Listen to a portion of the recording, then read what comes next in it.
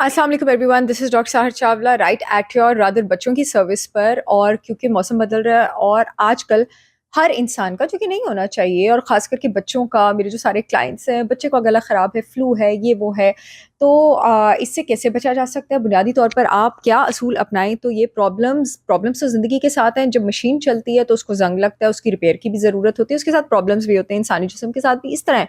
लेकिन उन प्रॉब्लम्स को जानबूझ के इनवाइट करना, यानी उनको कैसे अवॉइड किया जा सकता है, मशीन की मेंटेनेंस, रिपेयर और रिनोवेशन किस तरह से अच्छी रखी जा सकती है, उसकी लॉन्गेविटी और उसकी क्वालिटी कैसे इंप्रूव की जा सकती है, इस पर हम बात कर रहे हैं। और ये जो 30-40 साल की उम्र में जाके आपको बीमारियां होती हैं, ये जो 30 साल 35-40 साल की उम्र में ही बुझे अमरूद बन जाते हैं लोग, ये बचपन से उनकी इम्यूनिटी का ख्याल नहीं रखा गया होता और उसके बाद उन्होंने खुद भी अवेयर होने के बाद अपनी जिंदगी के असूल ठीक नहीं किए होते, तो उसके नतीजे होते हैं। तो अगर बच्चों की इम्यूनिटी बुलेट प्रूफ होगी तो बाद में जाके वो एक सेहतमंद, एनर्जेटिक और एक एनर्जाइज जवानी और एक बेहतरीन अच्छा बुढ़ापा इंशाल्लाह ताला जो है वो गुजारेंगे। मौसम जब आपके पास बदलता है, आपके पास आपका इम्यून सिस्टम जो है, खास करके बरसात के मौसम में भी, और जिस वक्त मौसम स्विच हो रहा होता है, वो लेस एक्टिव होता है। और सर्दियों से खास करके जब मौसम स्विच हो रहा होता है, इम्यून सिस्टम इसलिए लेस एक्टिव होता है कि सर्दियों में आपके पास विटामिन डी आपका कम हो गया होता है, क्योंकि आपका सनलाइट को एक्सपोजर जो है वो कम होता है। और विटामिन डी आपके इम्यून सिस्टम के हर रिएक्शन में इन्वॉल्व है, खास करके वायरल इन्फेक्शन जब वायरस अटैक करते हैं, उनका पहला काम ही होता है कि वो विटामिन डी को नीचे लेके जाए। और विटामिन डी एक्चुअली एक हार्मोन, स्टीरॉयड जैसा इसका एक्शन है। और स्टीरॉयड आप ऑटोइम्यून डिजीजेस में क्यों देते हैं? इन्फ्लेमेशन को नीचे करने के लिए। तो विटामिन डी एक बेहतरीन एंटी इन्फ्लेमेटरी विटामिन है, यानी जिसके जिस्म में विटामिन डी कम होगा, उसके जिस्म में इन्फ्लेमेशन और सोजिश की कंडीशन ज़्यादा होगी। इसलिए मैं अपनी सारे ऑटोइम्यून डिजीज़ के क्लाइंट्स को, सोराइसिस, एक्जिमा, खास करके गट हेल्थ, लीकी गट जिनको प्रॉब्लम है, सबको एक्सेसिव डोज में 20-20 हज़ार इंटरनेशनल यूनिट, या किसी को ज़रूरत हो तो 50,000 इंटरनेशनल यूनिट विटामिन डी भी रिकमेंड कर देती हूँ। और बच्चों में विटामिन डी देने का बेहतरीन तरीका ये है कि आप उनको रोज़ विदाउट सनस्क्रीन 20 से 25 मिनट सनलाइट में खेलने दें। और इसके अलावा अंडे की जर्दी, फैटी फिश, कम से कम salmon, mackerel, tuna, black cod, जो फिश आप अफोर्ड कर सकते हैं, उसको फ्राई करके नहीं, बेक करके 6 से 8 आउंस हफ्ते में कम से कम 3 बार उनके डिनर में इंक्लूड करें। रोज 2 अंडे जर्दी के साथ दें और ऑर्गन मीट्स अपने बच्चों को दें, खास करके बीफ लिवर, ये विटामिन डी का बहुत रिच सोर्स है। और हम लोग जो है, और क्योंकि विटामिन डी खानों में इतना ज़्यादा डिस्ट्रीब्यूटेड नहीं है और आपके बच्चों में विटामिन डी की कमी है, तो उनको cod liver oil 440 M 100% 1 tablespoon daily basis पे देना शुरू कर दें। कॉड लिवर ऑयल मेरा बहुत फेवरेट विटामिन डी सप्लीमेंट इसलिए है क्योंकि इसमें vitamin D, vitamin A, omega 3 fatty acids तीनों होते हैं। और अगला जिस विटामिन की बात कर रही हूँ जिसका ख्याल रखना है अपने बच्चों में, वो विटामिन ए है। विटामिन ए आपके पास आपकी स्किन की रीजनरेशन में हेल्प करता है। स्किन पहला आपका डिफेंस सिस्टम है बीमारियों से लेके। और विटामिन डी के लिए मेरी फेवरेट सोर्स सनलाइट इसलिए भी है कि सनलाइट वैसे भी आपके जरासीम में बहुत सारी इन्फेक्शन इससे पहले वो दाखिल हो उसको स्किन पे ही मार देती है, ठीक है? तो इससे सनलाइट से लेना vitamin D is the best thing. वो जिन लोगों को कमी है वो सप्लीमेंट्स की तरफ जाएं। अब विटामिन ए भी स्किन की तरफ से आपकी इम्यूनिटी इंप्रूव करता है और ओवरऑल अंदर से भी आपके इम्यून सेल्स को इंप्रूव करता है। आपके पास अभी सर्दियां थी, शकरकंदी का मौसम था, इतना रिच होता है विटामिन ए में। गाजर आपके पास इतनी रिच होती है। आपके पास ये अब सर्दियों में जितने भी ये आड़ू आएगा, ये आपके पास आलू बुखारा आएगा, ये सब इसमें बहुत ज्यादा रिच होते हैं। पपीता आपके पास विटामिन ए में रिच होता है। पाइनएप्पल आपके पास विटामिन ए में रिच होता है। अपनी बच्चों की डाइट में सबको इंक्लूडेड रखें। क्रिस्टोफर ने कहा था पपीता जो है वो जन्नत का फल है, और बिल्कुल सही कहा था, क्योंकि सिर्फ एक पपीता आपके दिन की 125% विटामिन सी की रिक्वायरमेंट पूरी कर देता है। और तीसरा आपका जरूरी विटामिन है विटामिन सी। विटामिन सी आपके वाइट ब्लड सेल्स, जिन्होंने बैक्टीरिया अगर आए और उन पर अटैक करना होता है, तो उसकी प्रोलिफरेशन, उसकी ग्रोथ में हेल्प करता है। अपने बच्चों को विटामिन सी सप्लीमेंट्स और खुद को सप्लीमेंट्स पे मत लगाएं। सप्लीमेंट्स में खाली एस्कॉर्बेट होता है जो कि विटामिन सी का सिर्फ एक पार्ट है। विटामिन सी एक्चुअली 5 पार्ट से बना हुआ है। और विटामिन सी का इम्यूनिटी इंप्रूव करने की तरफ जो रोल है, वो एक बहुत बड़ा रोल है कि वो आपकी गट हेल्थ भी इंप्रूव करता है।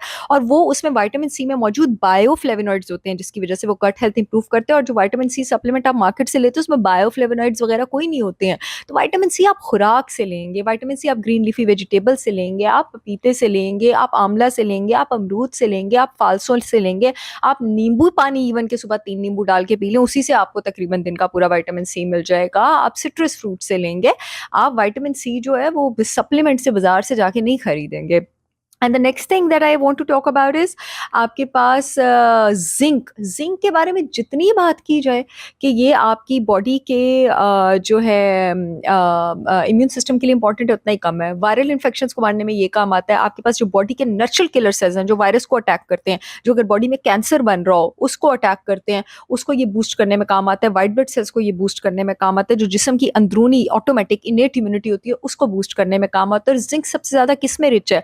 10-12 साल के जब बच्चे होते फिर रोना ना डाला करें कि वो ऑर्गन मीट नहीं खाते। जिंक सबसे ज्यादा आपके पास रेड मीट, गाय के गोश्त में, बकरे के गोश्त में, ऑर्गन मीट में और शेल फिश में रिच है। उसके बाद ये नट्स, ग्रेन्स और सीड्स में आता है। हाँ, नट्स, ग्रेन्स और सीड्स भी इसकी एक अच्छी सोर्स है, लेकिन नट्स, ग्रेन्स और सीड्स में एंटी न्यूट्रिएंट्स भी होते हैं, फाइटो न्यूट्रिएंट्स भी होते हैं जो जिंक को जज़ब होने से रोकते हैं। जब आप उसको रेड मीट से, ऑर्गन मीट से और फिश मीट से, शेल फिश से लेते हैं, सी फूड से लेते हैं, तो उसमें कोई एंटी न्यूट्रिएंट नहीं होता, वो डायरेक्ट ज्यादा स्पीड से जिस्म में अब्सॉर्ब होता है। जब आप अपने बच्चों को बचपन में टेस्ट नहीं डालेंगे इन चीज़ों का, फिर बड़े होके ना कहें डॉक्टर साहब हमारे बच्चे नहीं खाते। आपको खुद टेस्ट नहीं था, आपने उनको टेस्ट नहीं डाला है। हाँ, नट्स और सीड्स भी आप उनको भिगो के रखें, आप उनको अच्छी तरह सोक करके रखें, स्मूदीज में इंक्लूड करें, प्रोबायोटिक ड्रिंक्स में इंक्लूड करें, ग्रीक योगर्ट में इंक्लूड करें, आप उसको फर्मेंटेड ड्रिंक्स में इंक्लूड करें अपने बच्चों को। तो और यहाँ से हम बात आ जाते हैं अगली चीज़ जो बच्चों की इम्यूनिटी के लिए अच्छी है, प्रोबायोटिक ड्रिंक्स, फर्मेंटेड ड्रिंक्स। ना आपको प्रोबायोटिक खानों का पता है, ना आपके बच्चों को प्रोबायोटिक खानों का पता है। आपके पास जो फर्मेंटेड खाने होते हैं, इसको सर्च करें अभी बैठ के कैसे बनते हैं। केफीर, सोवरक्रॉट, किमची, ये सब आपके बच्चों का गट माइक्रोबायोटा इंप्रूव करते हैं और ये जायकेदार भी होते हैं। घर का बना हुआ अचार बहुत जबरदस्त प्रोबायोटिक है, एप्पल सिडर विनेगर बहुत जबरदस्त प्रोबायोटिक है, डार्क चॉकलेट बहुत जबरदस्त प्रोबायोटिक है। इनकी बेहतरीन रेसिपीज आप लोग सर्च करें, आपको इजीली इंटरनेट पे मिल जाएंगी। और अभी से इनकी स्मूदीज बना के बच्चों को दें, ना कि वो गंदे बाजार के एप्पल जूस और ना ही वो गंदी बाजार की आइस टीज और ना ही वो गंदी बाजार की कोल्ड ड्रिंक्स इनको दें। ये चीजें दें, इनका टेस्ट कसम से मैं तो बनाती हूँ घर में, किसी भी आइसक्रीम शेक से ज्यादा अच्छा होता है और आपका गट हेल्थ अलग इंप्रूव होता है। याद रखिए 70% इम्यूनिटी गट से आती है। गट स्ट्रांग तो मैं स्ट्रांग। जिसका गट खराब हुआ, जिसके गट का गुड बैक्टीरिया कम हुआ, उसकी इम्यूनिटी का बेड़ा गर्क हो जाएगा। और ये अन्नेवाह अपने बच्चों को एंटीबायोटिक्स ना दिया करें। और इतने मेरे क्लाइंट्स आते हैं अन्नेवाह बच्चों को स्टीरॉइड्स दे रहे हैं, बेड़ा गर्क करें उनकी इम्यूनिटी का। एंटीबायोटिक अगर कभी कभी 2, 4, 5 साल में एक बार किसी बच्चे को देनी भी पड़ जाए, खुद भी लेनी पड़ जाए, उसको हमेशा प्रोबायोटिक के साथ लेते हैं, वरना वो गट और इम्यूनिटी का बेड़ा गर्क कर देती है। बैड बैक्टीरिया के साथ गुड बैक्टीरिया को भी मार देती है। और गट बैक्टीरिया को बेस्ट बूस्ट करने का रास्ता ही आपके पास ये है कि आप बच्चों को हाई फाइबर फूड्स जो हैं, फाइबर फूड्स, इनकी आप बच्चों को आदत डालें, सब्जियों की आदत डालें, होल फ्रूट्स की आप बच्चों को आदत डालें।